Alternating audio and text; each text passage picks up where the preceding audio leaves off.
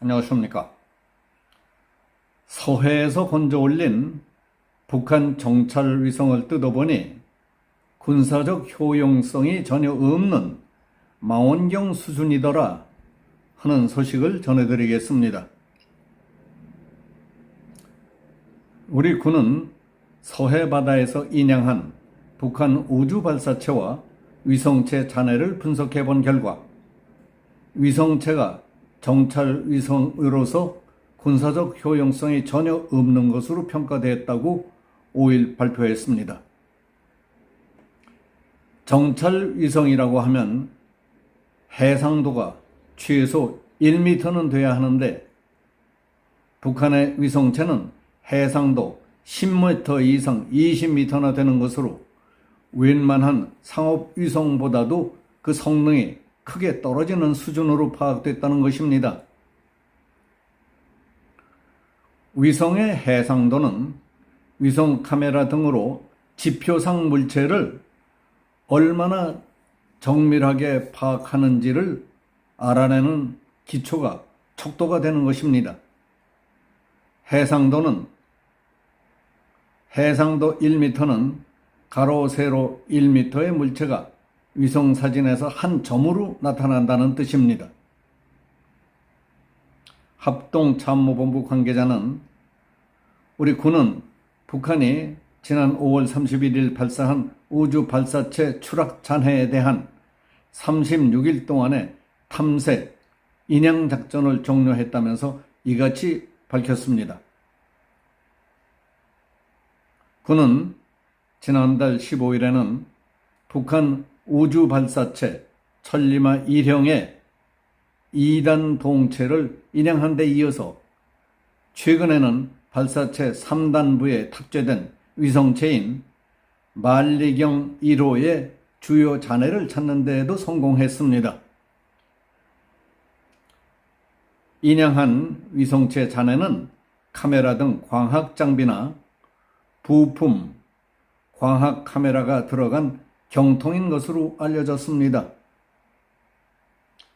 그 분석 작업에는 우리 국방부, 합참, 한국국방과학연구소 ADD뿐만 아니라 미 국방부 산하에 있는 국방정보국 DIA 등도 참여했습니다.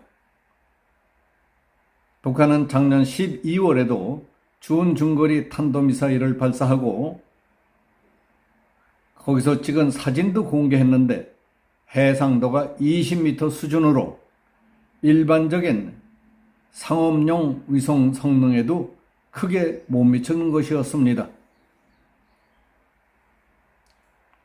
그렇다면 북한은 왜 군사적 효용성이 전혀 없는 정찰 위성을 계속 쏘아대는 걸까요? 북한의 이와 같은 행태를 이해하기 위해서는 인지전, Cognitive Warfare, 인지전 개념에 대한 이해가 필요합니다.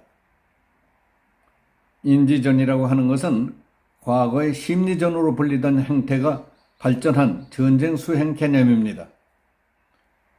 이해하기 쉽게 포커 게임을 할 때 상대방을 압도할 목적으로 허세를 부리며 강한 배팅을 하는 것을 블러핑이라고 하듯이 마치 뒤가 든든한 것처럼 허풍을 떨고 공갈을 치는 것과 비슷한 전법이라고 이해하시면 되겠습니다. 평범한 일상생활에서도 자신을 과장한다든가 호언장담하고 은근히 뭐가 있는 듯 해가며 자기를 깔보지 못하게 하는 것들이 바로 블러핑이고 인지전이라고 이해할 수 있겠습니다. 그러니까 산다는 것 자체를 전쟁하는 것처럼 여기고 상대방 의사결정에 영향을 미쳐 승리하려는 전쟁 형태를 가리키는 것이 인지전입니다. 그러나 인간의 감정을 조작하려는 심리전과는 달리 적의 지휘부와 적 국민의 인식과 의사결정 과정을 조작해서 승리를 쟁취하겠다는 것이 인지전인 겁니다. 즉 적의 지도부와 국민에게 잘못된 정보를 인식시켜서 잘못된 판단을 내리게 해서 승리하겠다는 작전입니다. 중국과 러시아 등은 가짜뉴스나 역정보를 통해서 상대 측 정부와 국민을 이간시키고 언론에 대한 신뢰를 떨어뜨리는 등 인지 영역을 교전 대상으로 삼고 있습니다. 인지전의 대표적인 사례로는 2014년 러시아의 크림반도 병합, 최근 중국의 대만에 대한 정치 군사적 압박, 우크라이나 전쟁이 일어난 뒤 우크라이나의 SNS 활동으로 러시아가 절대 악으로 규정된 사례 등을 들 수 있겠습니다. 북한은 2022년부터 실질적인 핵미사일 능력 개발과 검증보다는 내러티브에 집중하고 있습니다. 자신의 능력을 과대 포장하는 내러티브를 퍼뜨려서 상대방의 인지를 바꾸려는 내러티브전, 내러티브 워페어, 인지전의 한 형태입니다. 북한은 중국과 러시아의 성공을 따라하고 있다는 지적입니다. 예를 들어서 2022년 3월 북한은 ICBM 시험 발사 중단 선언을 4년 4개월 만에 파기했습니다. 김정은은 4월 25일 열병식에서 핵무기를 국가 근본 이익 침탈 시도에도 사용하겠다며 방어용이 아닌 선제 타격에도 사용할 수 있음을 시사했습니다. 7월에 있었던 전승절 행사에서는 윤석열 정부가 선제 타격 등 위험한 시도에 나설 경우 전멸할 것이라고 협박했습니다. 9월 최고인민회의에서는 자의적 위협 판단에 따라 언제든지 남한을 겨냥한 핵 선제 공격을 감행할 수 있다는 내용을 담은 핵무력 법제화를 단행했습니다. 그러나 전술 핵 능력의 핵심이라고 할 수 있는 전술 핵탄두 기폭 실험은 실시하지 못했습니다.